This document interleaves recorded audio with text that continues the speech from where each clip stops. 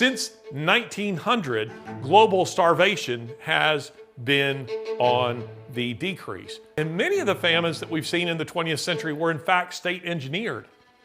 Communist states engineered them against their own people. We're being told, as John Kerry has put it, that if we don't address the climate, or Greta Thunberg, if we don't address the climate right away, the Pope recently said it, that it will be the end of humanity. Fear sells.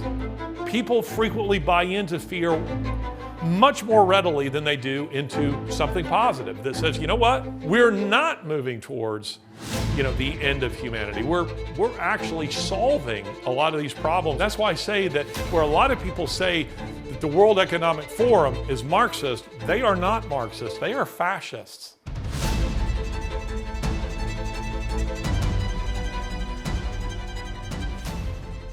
Welcome to another episode of Ideas Have Consequences with me, Larry Alex Taunton, and today we are discussing the World Economic Forum. We're in January of 2025. We are rapidly approaching the next World Economic Forum gathering, their annual conference, which takes place in Davos, Switzerland. I will once again be there. For the third year in a row, I will be there. We're going to talk about that just a little bit too, how it is that I'm able to go and what it is that I do when I am there. Now, for those of you who are newbies to Ideas Have Consequences, we've done quite a lot on the World Economic Forum. Indeed, I've kind of made it one of my specialties. And I think you'll find, at the top of my my Twitter feed, my pinned tweet is a documentary that we did on the World Economic Forum, but you'll also find it here on YouTube, as well as, my deep dives on, Klaus Schwab and Bill Gates and various other players in the World Economic Forum. But as we're building up to their annual meeting, we're going to start talking about the World Economic Forum a little bit more. And I want to lay the groundwork for you so that you understand how the World Economic Forum came to be and the ideas that came to influence the World Economic Forum. I mean, what it is that's driving them. What are they really about? I mean, we know they're a bunch of godless globalists, but what else? Well, the World Economic Forum, it's important for you to understand a few things about them. I mean, the World Economic Forum is, has no actual power in the sense that they don't have any armies. They don't have a police force. They are stateless. So the World Economic Forum, in that sense, they're not a country. They're not officially anything like, say, the United Nations. However, what the World Economic Forum has is influence, and that is what Klaus Schwab, who is kind of the P.T. Barnum of the World Economic Forum, he's the founder, the sole chairman of the World Economic Forum. The guy now, I think he's 85 years old. He can't be the chairman, into perpetuity. But what he is selling there is influence, because he is able to bring together, say, leaders from China and France and Canada, and who just opposed their leader, the United States, Britain, the Netherlands, Africa, Asia, you name it. He is able to bring them all together in one place where they're able to meet and then discuss their plans for the rest of us. So they're an unelected body. It doesn't mean that there aren't elected officials who attend the World Economic Forum, but the World Economic Forum itself is not something that I voted for or you voted for, and I think most of us would be happy to see it annihilated, would be happy to see it obliterated. But what I would have you know about it, just at the outset, is again, its headquarters is in Geneva, and then Schwab and their annual gathering takes place in Davos, Switzerland. And Davos is it's an alpine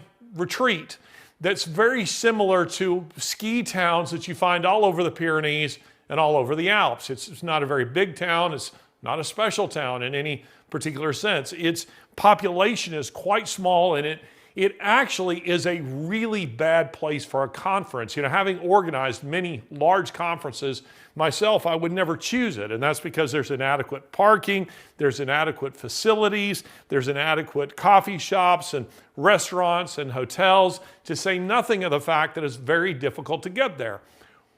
But they don't care. And that is because the attendees tend to be very powerful and influential people. So for me to get to the World Economic Forum, it's a series of trains and taxis and this kind of thing as you go higher and higher, into the Alps. Sort of kind of reminds me of one of my favorite Bond movies, Under Her Majesty's Secret Service. The only Bond movie that George Lazenby did. I saw that as an adult for the very first time because I was kind of a Roger Moore, Sean Connery guy, and I wasn't interested in seeing it. But I'm sitting in a hotel room in all places in Scotland.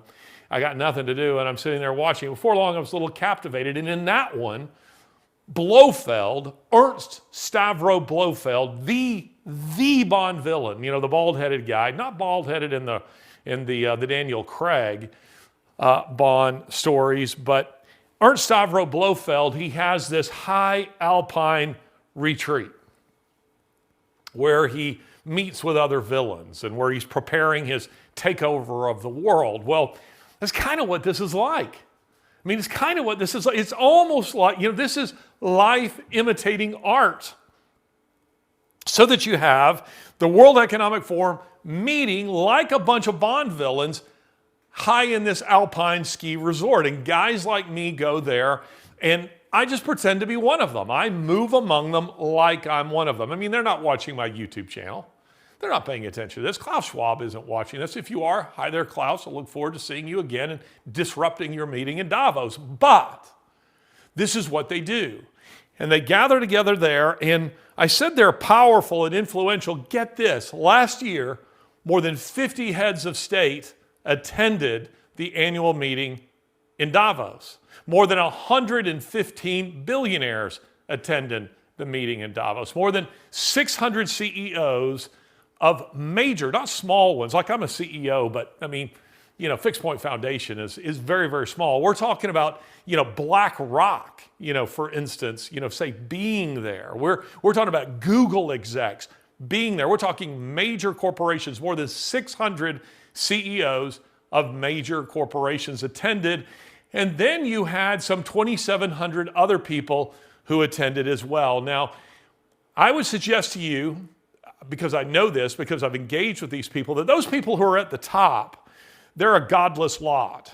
They don't debate the question of God anymore. They just assume that God doesn't exist. And so they move confidently in pushing policies under the assumption that there's no God in the next life to judge them for their actions in this one. And these are people who treat humanity, who see humanity as lesser than themselves and as merely being the raw material for the building of their utopian state. That's what they want to do. So human beings are just like brick and mortar to them, nothing more. And what did Stalin say about that? He said, to make an omelet, you gotta break a few eggs. So if people get hurt along the way, what do they care? And that is because these are people who are so insulated from their own policies. Now, we've talked about this just a bit when I was laying out for you in a recent episode, the top 10 evilest people. Now, by the way, somebody came into the YouTube comments and said, you need to learn proper grammar. Evilest is grammatically correct, ma'am. I get it. It sounds a little funny. I published an article. We went through this before. It's funny because I published an article in 2019 titled The Top 10 Evilest People. And the editors at the American Spectator, this was a discussion that they had. Should it be most evil or evilest? And the editors came along, having looked at dictionaries and consulted the English language, and said, you know what? It is evilest. It is evilest. But anyway, you can debate that all you want. But in that episode, I named Charles Darwin. I listed him as one of the evilest people, and not because he'd actually killed anybody, but because he was floating ideas upstream that when they went downstream, they had a devastating effect. They had a huge influence on figures like Karl Marx and Mao and Stalin and Hitler and Margaret Sanger and Anthony Fauci. I mean, all kinds of people were deeply influenced by those ideas. So the kind of people that we're talking about gathering at the World Economic Forum, many of them aren't people who have ever killed anybody, wouldn't want to.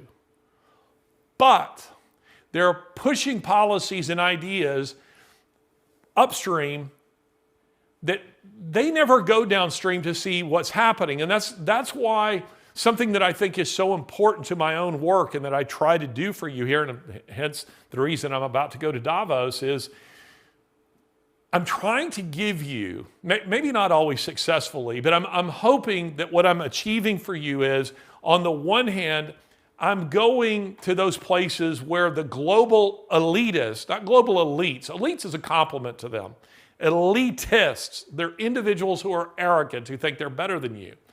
I go to the places where they meet and where they, swirl their champagne glasses and, they enjoy their five-star dinners and gatherings and wear their tuxedos. The World Economic Forum, as I call it two things. The HOA from hell. I mean, that's what it is. They're like an HOA. If you know anything about HOAs, if you're in Britain, you may not know what that means. Homeowners Association. I'm sure you have your equivalent of it, but it's like the EU.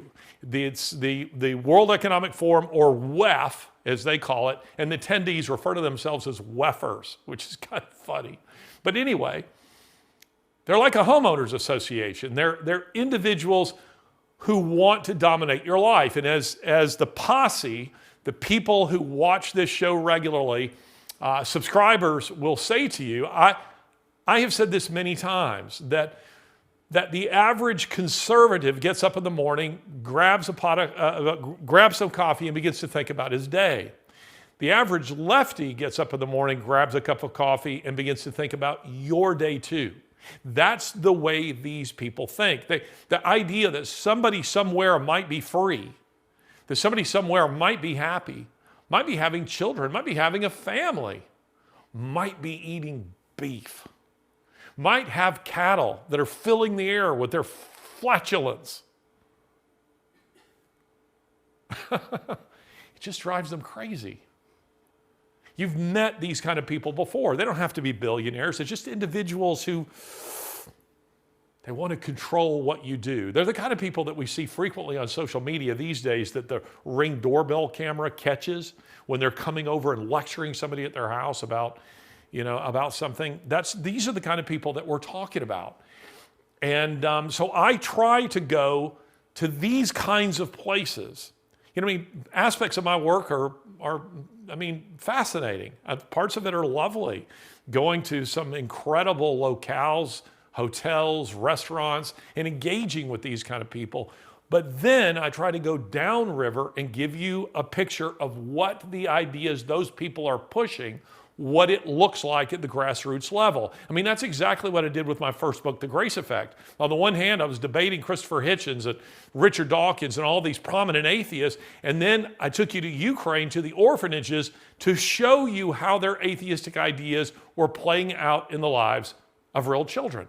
And that led my wife and I to the adoption of Sasha, our lovely daughter, Sasha. Please pray for her, by the way, because she is expecting in the next couple of weeks.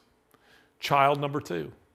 So that's pretty cool. We have 2 grandchildren on the way, so that's pretty exciting for us. So now we're going to talk about the ideas that influence the World Economic Forum, because I want you to understand, this show is called Ideas Have Consequences, and I want you to understand the flow of ideas. And things like the World Economic Forum aren't born in a vacuum. Something influenced them, something brought them along. And I probably won't make good use of my board space here, but anyway, we're going to discuss that. So the first is a book titled The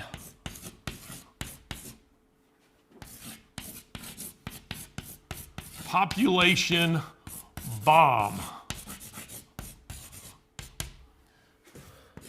This book is 1968. I'm already just about out of chalk there. 1968, the Population Bomb. Now, this book initially was ignored by reviewers. It didn't get much oxygen, and then suddenly it did after the author of the book, Paul Ehrlich, appeared on Johnny Carson, of all places.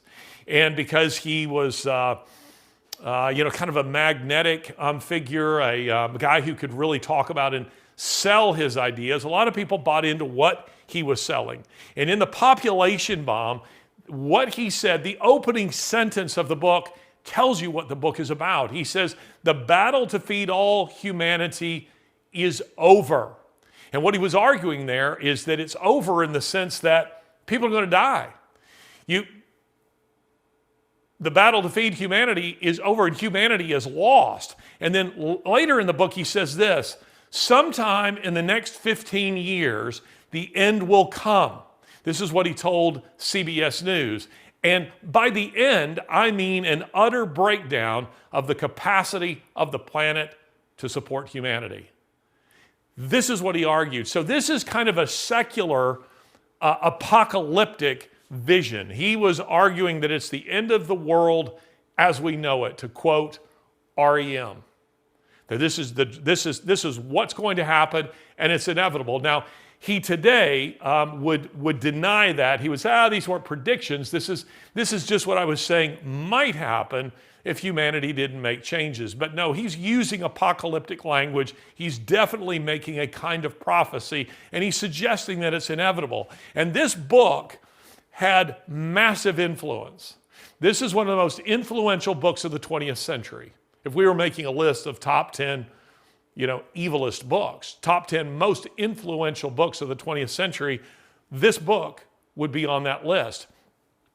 And it led to a kind of panic among academic sorts, and they in turn, caused panic among government officials that if they did not address population, the world would be at an end unless something happened. And the guy says in the book that hundreds of millions of people are going to starve in the next decade. So he wasn't saying 100 years from now or 50 years from now or even 25 years from now. He was saying in the next decade, the 1970s, hundreds of millions of people are going to starve to death because we simply can't feed them. Now, the fact of the matter is, not only was he wrong, but he was spectacularly wrong. Since 1900, global starvation has been on the decrease hugely, so that according to the United Nations, we know the United Nations lies usually in the other direction. In, say, about 1960, 1 in 4 people in the world were starving. Today, the figure they use is more like 1 in 10. 1 in 10. So it's gone in the opposite direction. So mass famines are not nearly as prevalent today as they once were. And many of the famines that we've seen in the 20th century were in fact state engineered.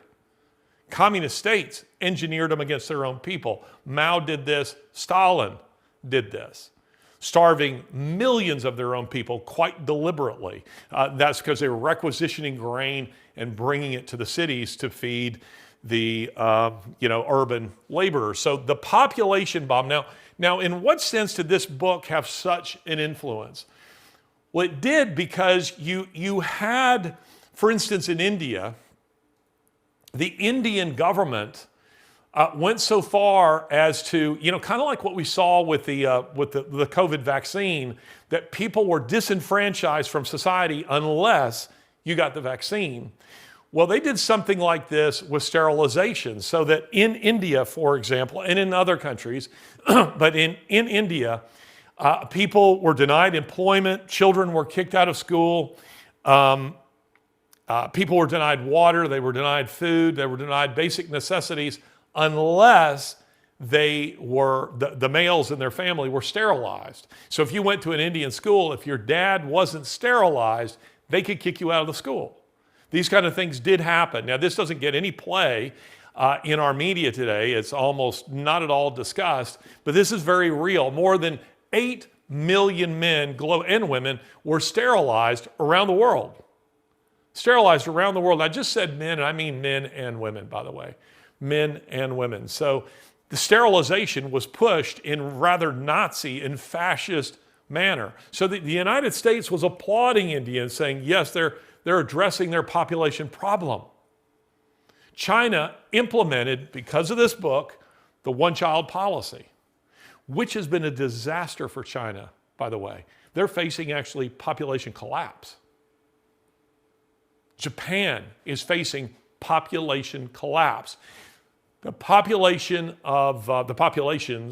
plural, of Europe and America are today not sufficient to replenish the population as it ages and dies. That's what's happening. And now, of course, you're seeing, this mass invasion, of Muslims and others into Western Europe and to some extent into the United States. But that's because of this book right here.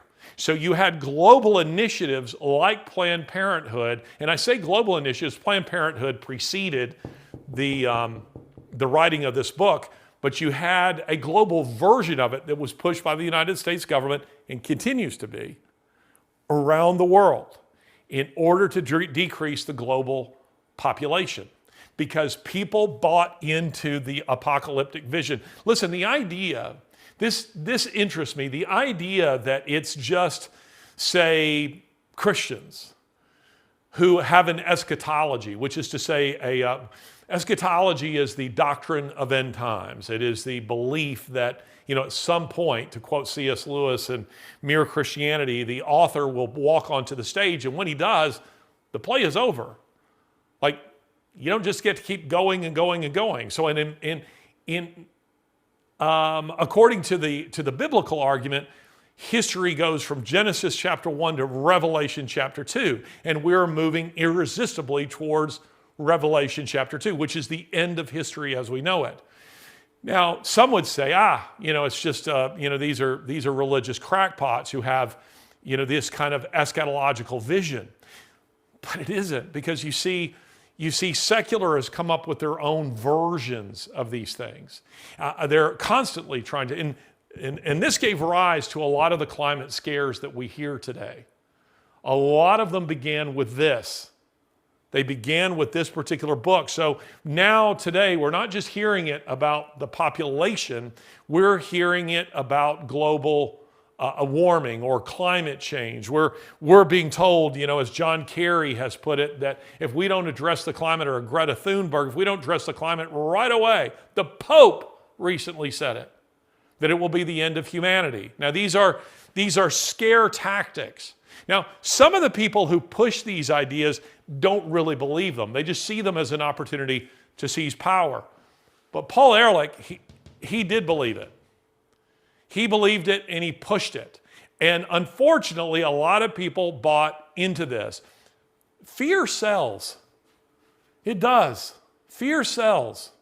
People frequently buy into fear much more readily than they do into something positive that says, you know what?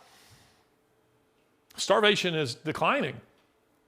We're not moving towards, the end of humanity. We're actually solving a lot of these problems with agriculture and with clean water wells, and Musk would say by occupying Mars, by occupying outer space. I mean, we can start colonizing other planets. But fear sells, and people buy into this. So this book is central to our story about the World Economic Forum because it had a massive influence on the founding of the World Economic Forum. The next work of great significance here is one that is titled, and it's a white paper, meaning it's not a book, it wasn't even published as an article, rather it was a study that was put out by the Club of Rome. Now, I know many of you have heard of the Club of Rome. The Club of Rome often has this very shadowy sort of reputation, and I don't know that that's justified. I do think its influence, the way it is perceived as being influential, is justified, and that's because the Club of Rome, which oddly enough is not in Rome, it's in Switzerland, also in Geneva, but the Club of Rome had the idea that looking at this problem here, that it was necessary for there to be a global committee, as it were, of experts, of statesmen, of businessmen who could sit down and think about the world's problems and how to solve them. And again, these are people who are self-appointed, and that you have to understand that's the way the left thinks. They see themselves as philosopher kings. If you think of Plato's allegory of the cave, they think of themselves as philosopher kings who are self-appointed to govern over the rest of us. And their thinking was, because we're unelected, we can we can maintain our positions in perpetuity. And we can think on these problems where politicians come and go, and politicians are concerned about voters and what voters want and what voters need. We don't care. We're thinking more, big picture, and we're thinking long term. So we're thinking about environmental problems and, we're thinking about issues like the population. So the Club of Rome put together and circulated this white paper that is called The Predicament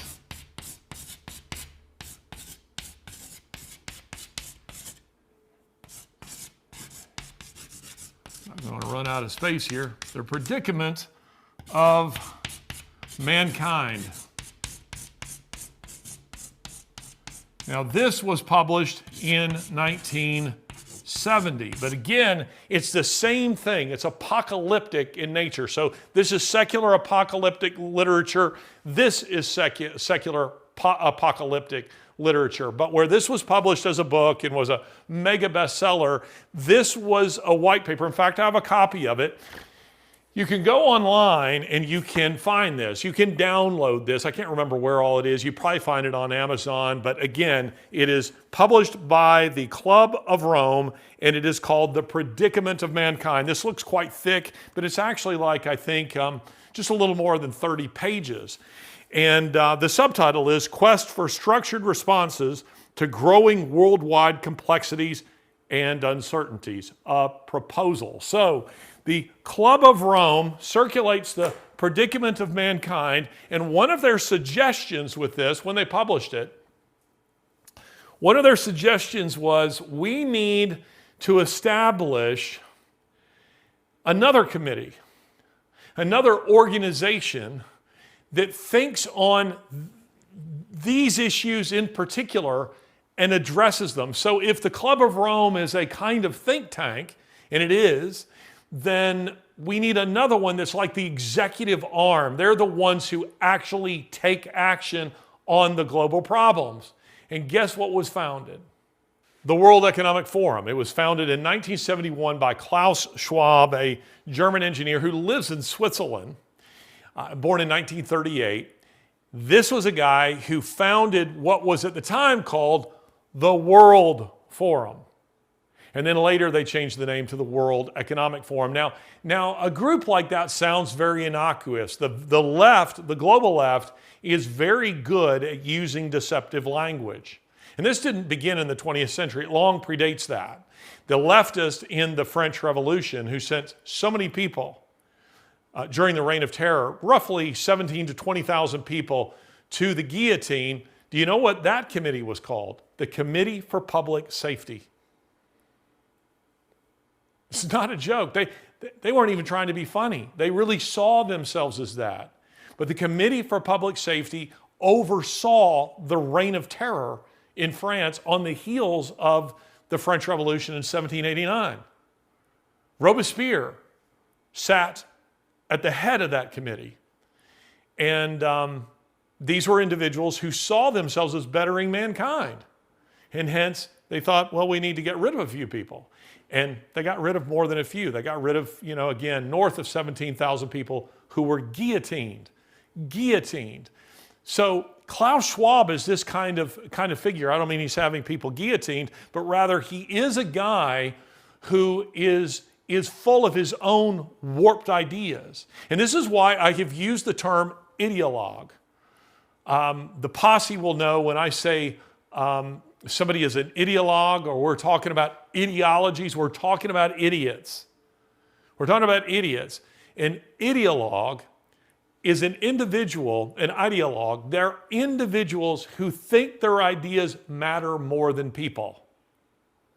That's what they believe, that their ideas matter more than people. So if they have to kill a few million people to see the implementation of their ideas, they're okay with that because they're absolutely captivated by their ideas.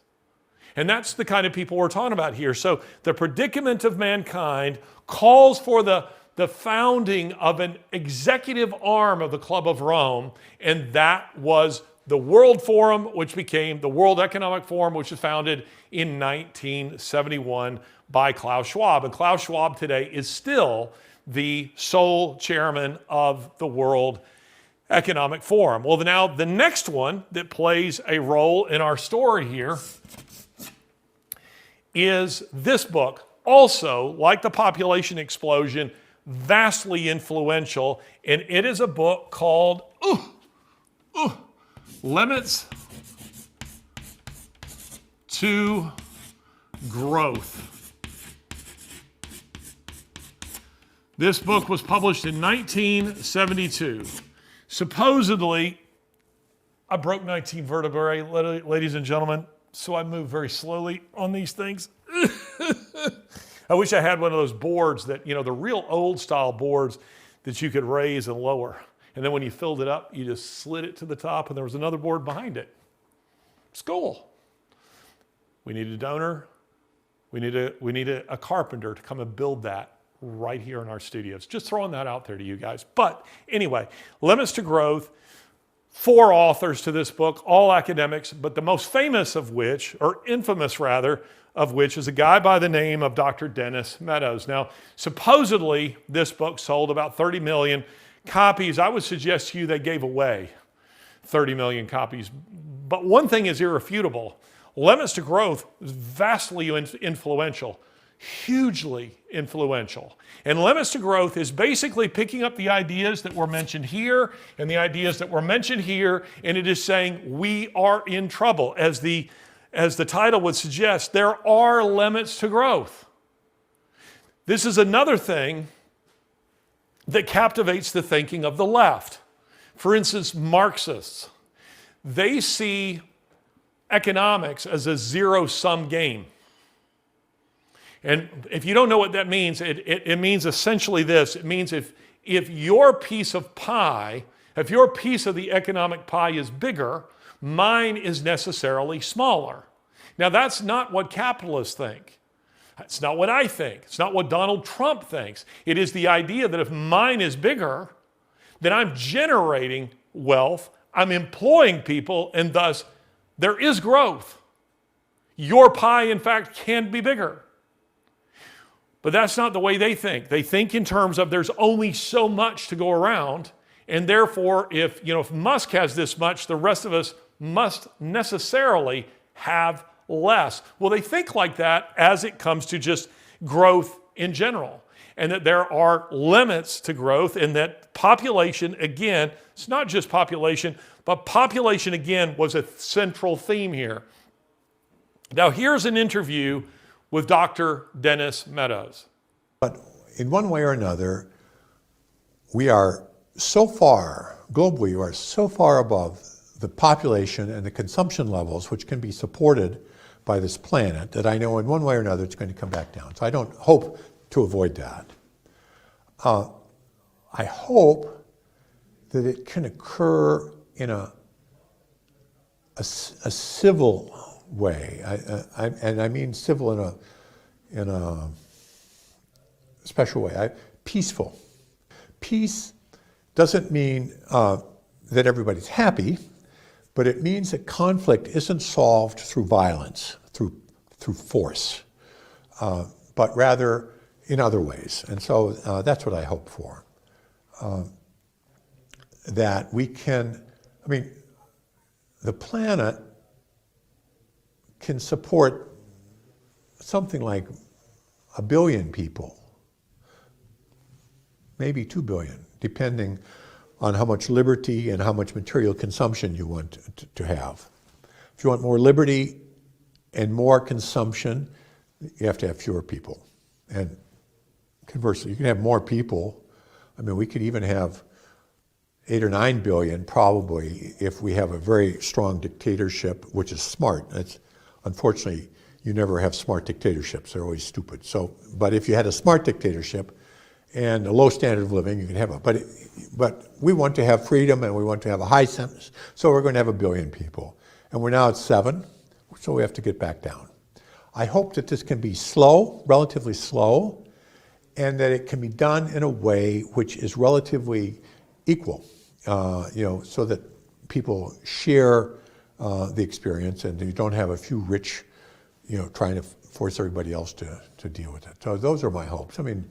These are pretty pessimistic hopes, but I mean, that's what lies ahead. That was Dr. Dennis Meadows. So lest you think that's just some crackpot, I mean, he is a crackpot, but lest you just think that that's just some random guy off the street, it isn't.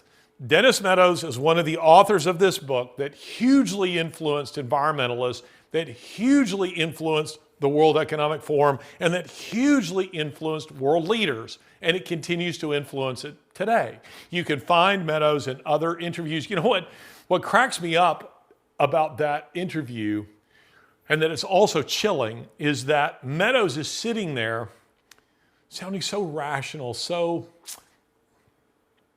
reasonable. I mean, we're going to need to reduce, he's arguing, we need to reduce the global population by 6 to 7 billion people. He says that the carrying capacity of Earth, of Mother Earth, is 2 billion at most.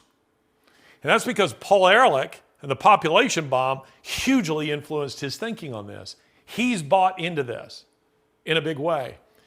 And he says, I hope we can reduce the global population by 6 to 7 billion people, but I hope we can do it peacefully. Peacefully. You know what these guys all have in common? And Bill Gates is one of them. Bill Gates buys into all this garbage. None of them ever volunteer themselves. If they really believed it, these would be people who would be saying, yes, inject me. I'll go throw myself off a cliff. I will throw myself off a bridge with an anchor tied to me. I will begin reducing the global population by volunteering myself. No, they don't do that at all. Bill and Melinda Gates Foundation, I know they're divorced, but this work continues on. Just last year, Melinda Gates gave over $200 million to Planned Parenthood. Planned Parenthood. She wants to kill babies. You can see her in the 60 Minutes interview where she is talking about, like she's talking about digging clean water wells or how she's feeding Africans. She's talking in terms like she's so humanitarian. She's so compassionate in that she is helping Africans to keep their family smaller and to euthanize, to kill their kids. This is what they're doing. This is what they put, and that is because they bought into this book right here. They bought into this, and since then the idea has just been growing. The next one of influence is one you've probably not heard of. It's not long, and you can find it online. And it is this. NSSM 200, year 1974. Now, again, hard for me to get up. So, NSSM stands for National Security Study Memo 200. But you see, because of the Freedom Information Act, we can now see it. This was kept, what do I want to say? This was top secret. That's not the word I'm looking for, but you know what I mean. This was, the public couldn't see this. This was a memo that was written by Henry Kissinger. We're going to come back to Kissinger in just a moment. It was written by Kissinger to the President of the United States at the time, Richard Nixon. And he's arguing the stuff that you find here. He is saying, Mr. President, we have a problem. The world population is growing like mad, and we need to fund initiatives around the world to reduce the global population. We need to help people get sterilized. We need to fund a global version of Planned Parenthood. We need to educate people so that they keep their families smaller. We need to do all kinds of things to keep women from getting pregnant. You know, I myself am convinced that one of the big lies, a lie that continues to this day, and I'm going to make some women mad here, maybe some men, but I'm probably going to make some women mad when I say this, but I believe it, and I'd be happy to debate it, and I will defend it. When you look, again, you know, just looking at this as a historian, just go into a graveyard an old graveyard, a graveyard. You don't see them quite as much here in the United States, but you definitely do in Europe, where you will see that when you will see that men and women, they married much younger. And then you will see, the graves of their children, let's say, who are maybe buried nearby, or maybe a couple of spouses, because up until World War II, the number one killer of women was childbirth. Childbirth was very, very dangerous. And what happened prior to the industrial age, prior to modern times, is that men and women married in a time where women were most fertile, and thus they could have larger families. Today, women have bought into the lie. Many of them are starting to wake up to this. I think the whole trad wife thing is, in some sense, a reaction, an effort to be something of a corrective to this kind of movement. But women bought into the lie. Wait on that. Fulfillment is found not at home, not with your husband, not with your children, but in the workplace. And thus they were encouraged to keep putting off marriage. And that's why you have seen infertility clinics, drugs, become a multi-billion-dollar industry, because women are discovering, you know what? It may be kind of hard to have a baby at 33 or 34 or 35 or 40. There are some women who are blessed to still have children much later than the norm.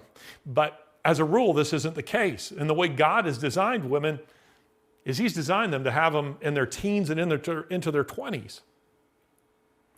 And I think it's very unfortunate. But the point that I wanted to make here in saying this is that propaganda has been so effective in keeping families in the United States small by selling, not educating them, but rather propagandizing women into believing that marriage was a trap, that home was only for people who had no talent, and or to tell them that you can have it all. You can be a wife and an at-home mom, and you can have that stuff just doesn't work. It just does not work. And it's because it has been a tool, deliberate or not, and I think it's deliberate, it has been a tool for keeping the population smaller. Among other things, sterilization, abortion, and so forth. So limits to growth, 1972, and then National Security Study Memo 200. And again, this was classified. That's the word I couldn't think of. This was classified for 20 plus years, but now you can find it on a government website. You can go on there and just type in National Security Memo 200, and you can find it and download it. Most of the things that I'm talking about here, you can download this for free. You can download this for free. These are books that are available online. I wouldn't suggest that you waste your money on them, but you can certainly read. Meaning I don't want to see these people get any money. I don't want to see them get your money, but they're worth taking a look at so that you can know what these people are thinking about. So again, this is showing us that books like this were heavily influencing not just governments in the third world, not just India, but this was influencing the United States government, and a Republican, so-called a conservative government, was buying into this. They thought that it mattered, and so they were secretly having conversations. How do we keep the population smaller? How do we do that? How do we achieve it? And then that brings us to, and guess what happens right in here? What massive cultural event? And here's a clue. What massive court case took place right here? Do you know? Yes, Roe v. Wade. Roe v. Wade occurs right in here.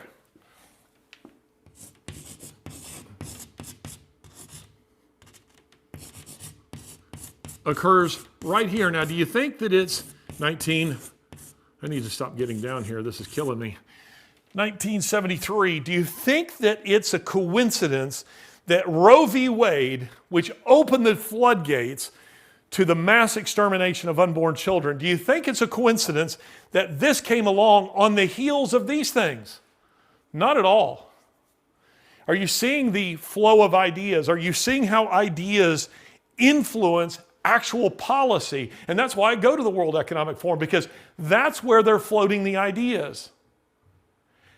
And then we go downstream and we see how the ideas are playing out. So this idea was playing out in the lives of real women who were killing their unborn children because they believed this and because governments were pushing it, that this would be a good thing.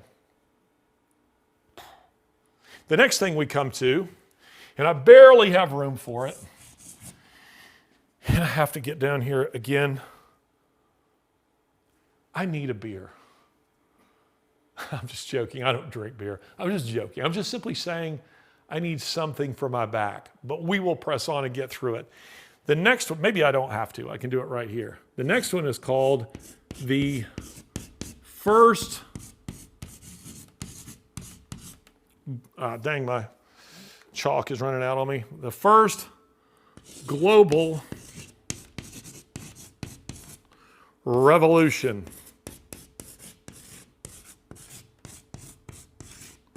And what year is that? 1991. I ordered this one off of Amazon. It doesn't come in book form. It comes like this. So you need a binder for it. I have unbound mine so that I can read something to you. And I've read all of these things. I've read all of this for you. I wrote a series, a 4-part series for Daily Wire. You can find it on LarryAlexTaunton.com. You can go to my website and find all 4 pieces that I wrote for the Daily Wire that lay out a lot of this in terms that I think you'll find understandable and interesting. And I suggest going to LarryAlexTaunton.com to find it there, because you just go to the search menu and type in Klaus Schwab or World Economic Forum or First Global Revolution or something like that, and then it will pull it up for you. But, big secret, don't know that I want them to hear it. But if you go to Daily Wire, you have to pay for a subscription in order to read my article. I can't even access my own article over there. And I wrote it. I wrote them. Again, it's a 4-part series. It's a 4-part series that I have called The Great Jet Set. I thought that was clever. Not The Great Reset, but The Great Jet Set. Do you get it? Do you get it? Do you see the humor in that? I thought it was okay. So, the first global revolution, I ordered this off of Amazon, and I got this, and I read the whole thing. And by the way, this is snooze fest kind of stuff. But, listen to this. You finally come to, and I've underlined and highlighted all kinds of stuff in here, but on page 115, you have a heading that is called "The Common Enemy of Humanity is Man." Now, people like you were not meant to read this any more than you were meant to read this, or you were meant to read "The Predicament of Mankind." These were published for the public. But they weren't big sellers in red states, okay? This is published for elitists, people who think that they're better than you and who think you should volunteer to kill yourself, but not them. And so this, again, the first global revolution, this was like the Predicament of Mankind. It's another kind of white paper that's circulated among think tanks and among government leaders to help them think about what needs to be done. 1991. And listen to what they say here under the heading, "The Common Enemy of Humanity is Man." I quote, "In searching for a new enemy to unite us, we came up with the idea that pollution, the threat of global warming, water shortages, famine, and the like would fit the bill. Because the real enemy then is humanity itself." They are admitting in their own paper, nobody's going to get on board with our climate agenda. Nobody's going to get on board with depopulation. So we have to invent what Plato called the noble lie. Now, what is the noble lie? The noble lie, says Plato, he endorsed it. The noble lie is just that it is a lie. There are no noble lies, by the way, but it's a lie that's sold to the population supposedly for their own good. You tell people that it will be the end of the world as we know it when you know that it won't be, Greta Thunberg, in order to try to panic people to getting on board with the climate change agenda. You see, do you understand how that works? So the noble lie here is we're going to scare people with the idea that pollution, the threat of global warming, water shortages, and famine will scare them into doing what we want them to do. That if they don't listen to us, the philosopher kings, it'll be the end of the world as you know it. You go a little further into this. Page 167, they say this: population control, necessary as it is, must be planned in terms of human well-being. It is paramount importance that all countries striving for development should design their population policies. Now that sounds so reasonable, but it's like saying the Jewish question, the reduction of the Jewish population must be done in a manner that is sensible and reasonable. This is the kind of language the Nazis used. That's why I say that where a lot of people say that the World Economic Forum is Marxist, they are not Marxists, they are fascists. They are fascists. And I have done another video or two explaining the subtle difference. They do use Marxist tactics. Some of what we're talking about here are Marxist tactics. But Marxists by definition are not billionaires. And you see, these are individuals who have all achieved their enormous wealth through the use of capitalism.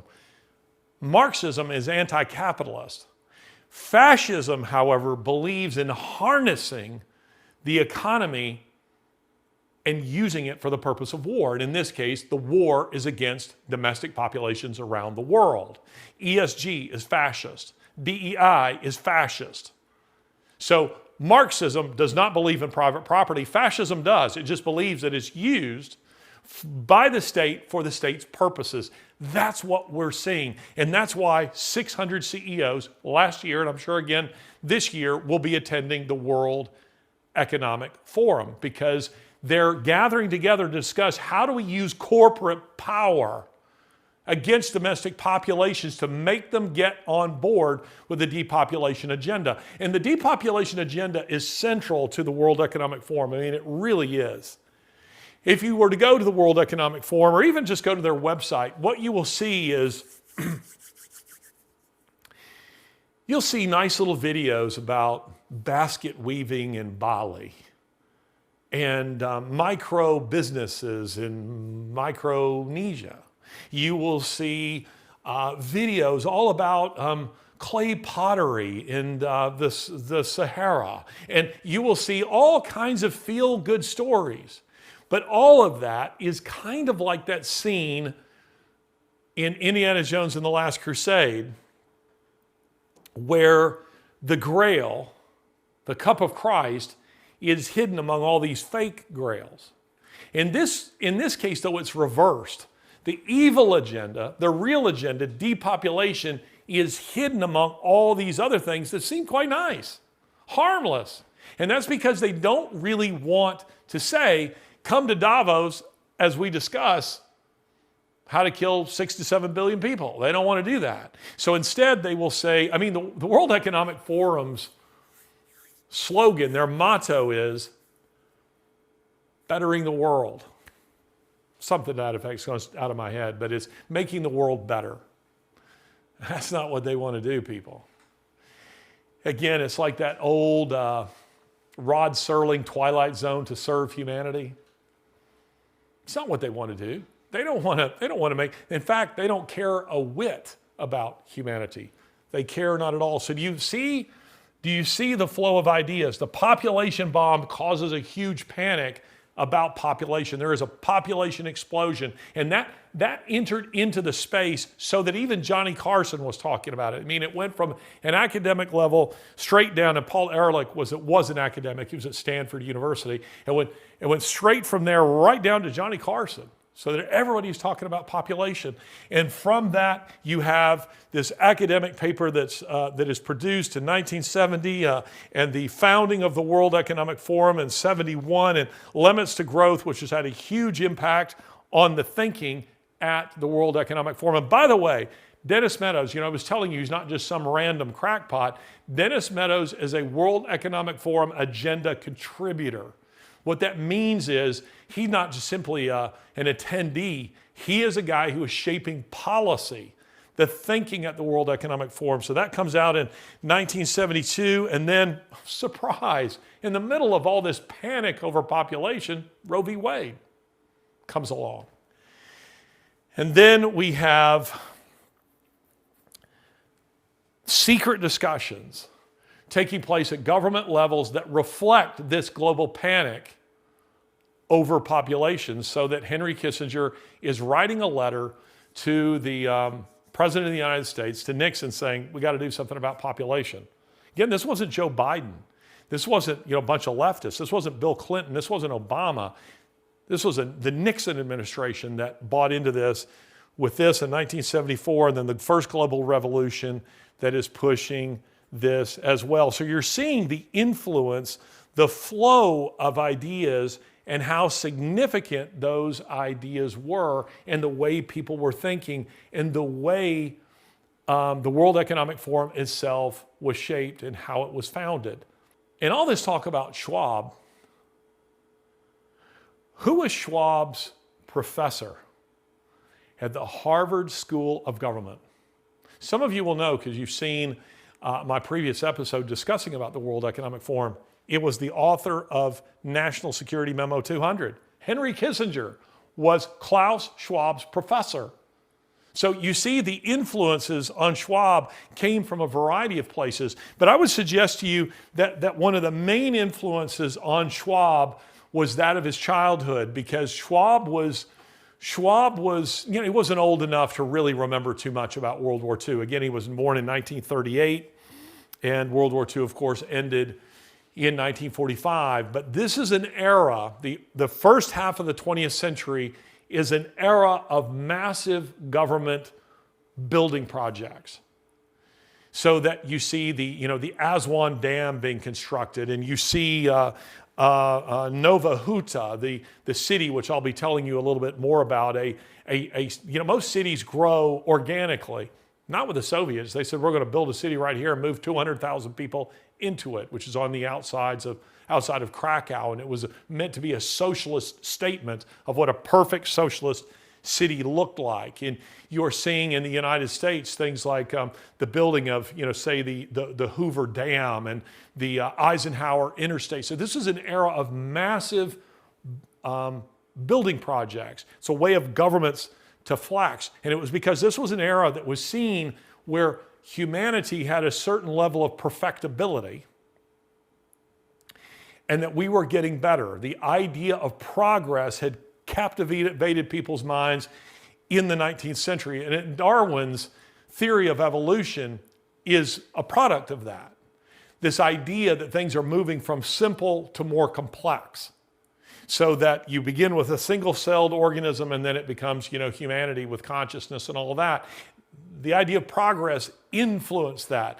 Darwin was a victim in some way of the thinking of his own day, and he was captivated by the idea of progress. Karl Marx, influenced by the idea of progress and influenced by the ideas of Darwin, he comes along just a short time later with Das Kapital, Capital, where he is suggesting the same things that Darwin is saying biologically. He's saying economically. We're moving from single-celled economic organisms, as it were, up to higher, more complex ones. So we're going from a barter system, and we're moving through feudalism, and we make our way to capitalism, and then ultimately to socialism. This was the thinking. It was the idea of progress. And you see, there's a reason we refer to leftists as progressives. Now, that is a name they've given themselves, I believe, because they see it as very complimentary, that we're about progress. You're not. You're regressive.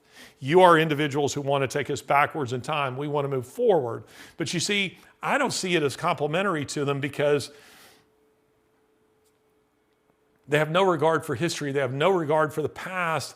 And progress, I would say that there are limits to progress. And those limits are imposed on us by our own human nature. You see, the problems of human society, according to William Golding, the author of Lord of the Flies, are the problems of human nature.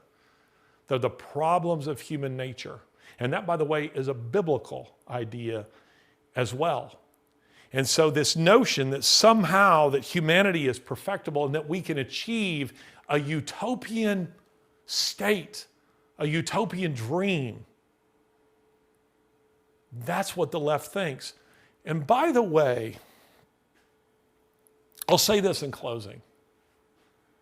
Utopia, which means no place, it's a word given to us by Thomas More, who many Catholics revere wrongly. More was a horrible human being. Maybe he should have been on my evilest people list, but that's something for you to research. I'm not saying Catholics are. I'm saying that Thomas More was not the individual in the wonderful film and wonderful screenplay, A Man for All Seasons. He was not like Paul Scofield in that at all.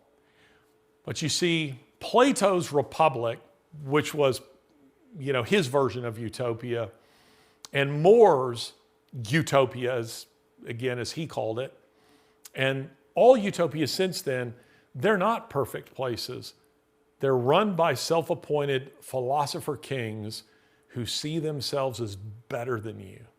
And all utopias are, by definition, totalitarian in nature. Now, soon I will be going to the World Economic Forum and be reporting to you from there. How do I get into the place? It's very simple. I just walk into every building like I own them. Now, will they be ready for me this year? Maybe.